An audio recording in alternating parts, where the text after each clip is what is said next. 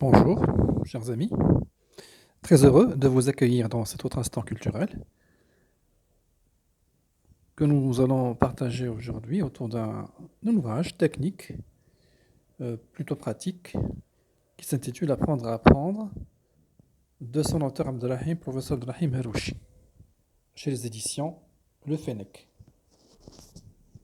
Alors, un mot sur l'auteur. Le docteur Abdelrahim Harouchi, ancien ministre de la Santé au Maroc, au Royaume du Maroc,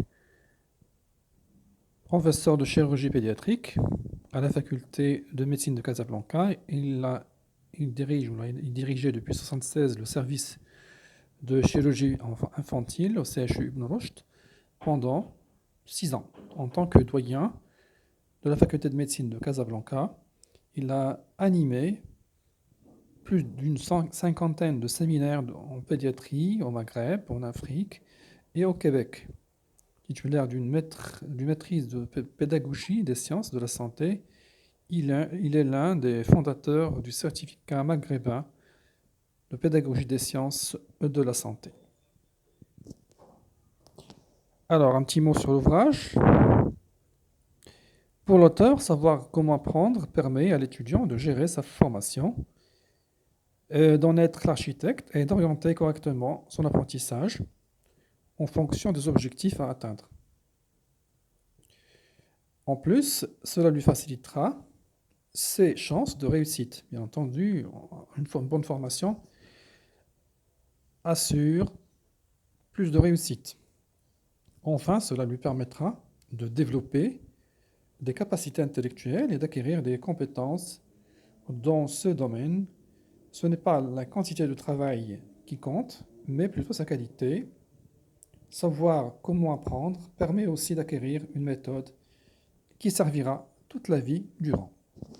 Voilà donc un petit résumé de ce document dont nous allons passer en revue quelques extraits. Alors, pour commencer son analyse, l'auteur commence déjà par faire un diagnostic en répondant à la question quel est le problème finalement de la formation ou de comment apprendre, comment bien apprendre. En partant d'un adage bien connu, tête bien faite vaut beaucoup mieux qu'une tête bien pleine. Alors, question, pour le moins, pour lui dépasser, direz-vous. Tout le monde sait depuis Montaigne qu'une tête bien faite vaut mieux qu'une tête bien pleine. C'est évident d'ailleurs. Lorsque la question est posée aux étudiants ou aux enseignants, la réponse est unanime, tête bien faite. Et pourtant, lorsqu'on observe les élèves et les étudiants en train de travailler ou surtout de préparer leurs examens, lorsqu'on analyse leur manière d'apprendre, on constate qu'ils passent le plus clair de leur temps à mémoriser, à ingurgiter le contenu de leurs cours, donc à bachoter. Ils sont plus préoccupés par la mémorisation des connaissances que par le développement de capacités et de processus intellectuels tels que l'analyse, l'interprétation, le raisonnement, la résolution des problèmes, la capacité d'émettre des jugements. Ils sont d'ailleurs à l'affût de tout procédé, voire médicaments, donc prendre parfois des médicaments, des techniques pour développer leur mémoire, comme si la mémorisation des connaissances était la finalité de l'apprentissage. Alors, une autre question, pourquoi apprend-on finalement? Les étudiants apprennent avant tout pour réussir. C'est là leur principale motivation.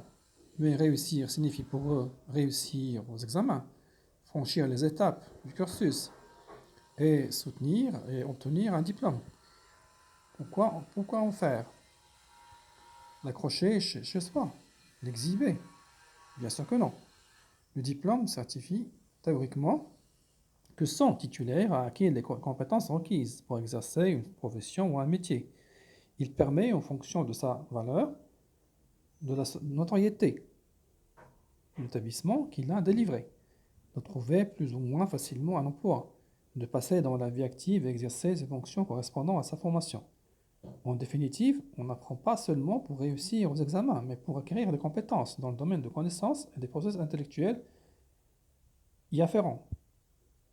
Celui des gestes, bien entendu, sur le plan cognitif et des gestes aussi sensorimoteurs, celui des attitudes et du savoir-être, domaine psycho-affectif. C'est là finalement le véritable but de tout enseignement et de tout apprentissage. Est-ce que les étudiants ont acquis à la fin de leur étude les compétences requises pour l'exercice d'une profession? Sont-ils armés pour affronter des situations réelles? Sont-ils capables d'utiliser leurs connaissances pour résoudre les problèmes de la vie active? Ce n'est pas toujours le cas. Ainsi que le savent bien enseignants, étudiants, professionnels, en particulier les chefs d'entreprise.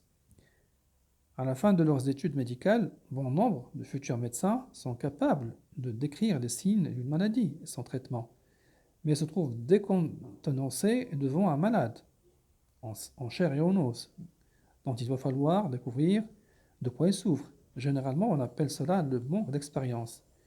Il semble que le phénomène n'épargne aucune discipline, ni aucun domaine de compétence.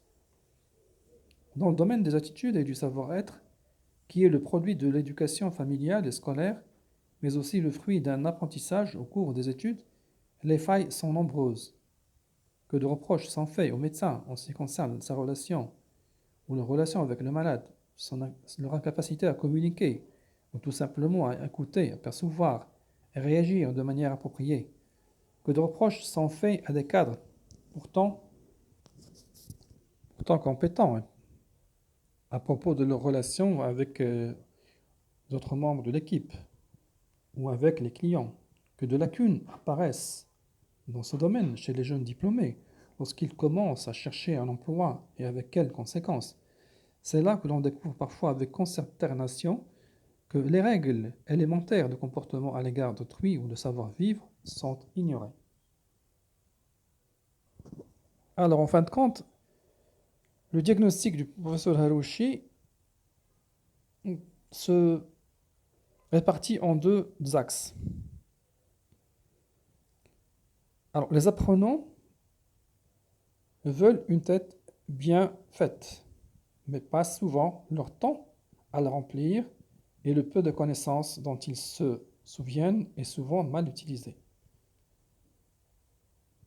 Gaspillage du temps, d'énergie, d'argent pour tous, étudiants, enseignants, famille, État.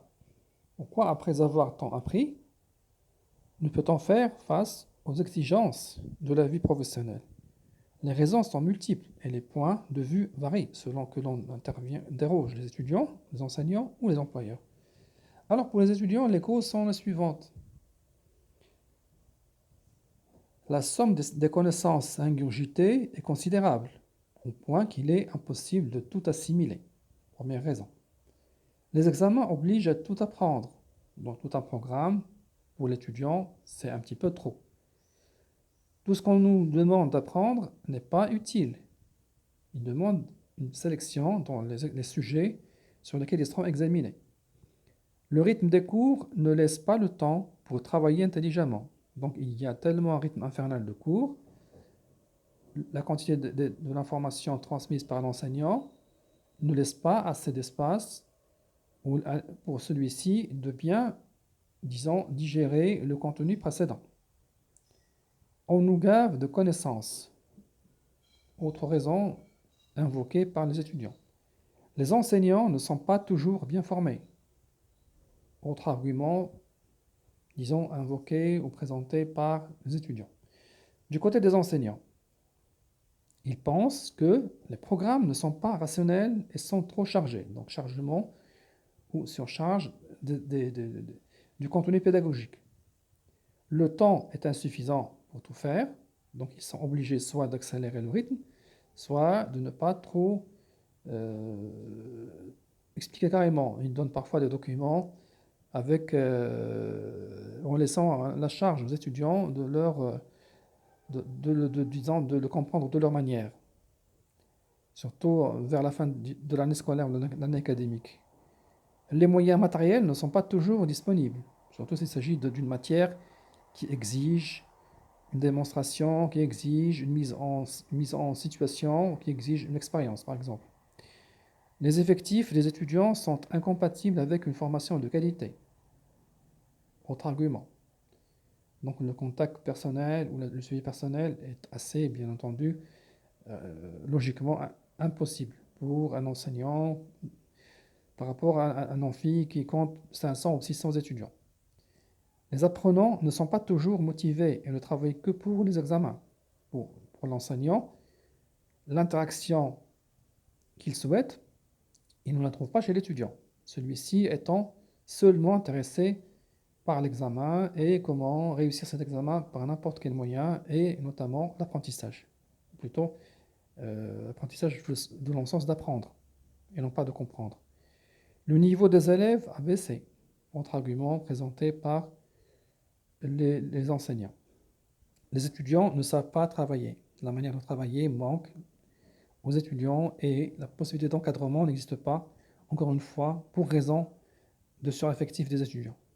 Il est difficile de former quelqu'un qui maîtrise mal la langue. Problème linguistique et de communication, surtout pour les matières qui sont enseignées par les langues étrangères. En fait, comme il le résume bien professeur Harouchi, 3 raisons semblent essentielles. L'enseignement est axé sur la transmission des connaissances. Les apprenants ignorent le processus d'apprentissage. Et 3e élément synthétique, la mauvaise gestion du temps, que ce soit pour les enseignants ou pour les apprenants. Alors, en guise de résumé des solutions proposées par l'auteur, il répond à la question « Comment apprendre ?» D'abord, il faut bien gérer son temps. Ensuite, ne retenir que ce qui est utile. Ensuite, ne retenir que ce qu'on a bien intégré. Et finalement, ne retenir que ce qu'on utilise. Donc ici, les 4 techniques permettent effectivement un apprentissage efficace, pertinent, durable dans le temps. Le cerveau enregistre plus facilement ce qui est structuré. Le cerveau retient plus facilement ce qui est structuré. Le cerveau restitue plus facilement ce qui est structuré. Alors, le travail intellectuel d'analyse et de synthèse consiste selon les cas, toujours selon l'auteur, à contracter l'information pour la réduire à l'essentiel. Donc, c'est un effort de résumé.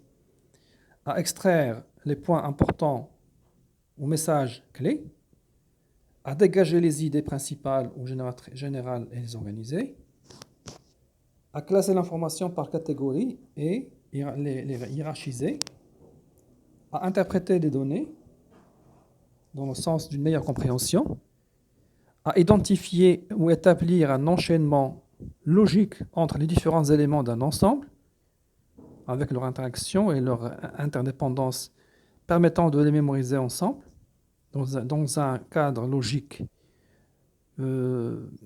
pour l'individu, pour l'apprenant, et cohérent, à redécouvrir un théorème mathématique ou une démonstration. Quand on comprend le principe, il est facile de mémoriser le théorème ou la règle de mathématiques qui l'explique ou qui le concrétise.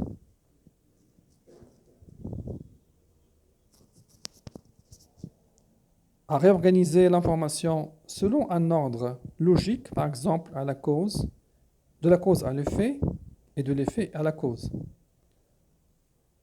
À regrouper l'information conformément à son utilisation pratique, donc une manière d'organiser l'information en fonction de la logique qui transcende chacune d'elles, chaque groupement d'elles, à chercher les associations logiques ou artificielles, voire procéder mnémotechniques par exemple. Et enfin, faire travailler notre imagination visuelle afin d'imager et de visualiser les concepts abstraits et les rendre plus faciles à mémoriser. L'étudiant qui aura réussi à traduire les principaux concepts de cet ouvrage à l'aide du diagramme ou toute autre représentation graphique aura effectué un travail d'analyse de synthèse et traiter l'information à sa manière. Et comme ça, il aura gagné la cause et mémorisé la matière ou le contenu pédagogique qu'il cherche à maîtriser. Merci de votre attention.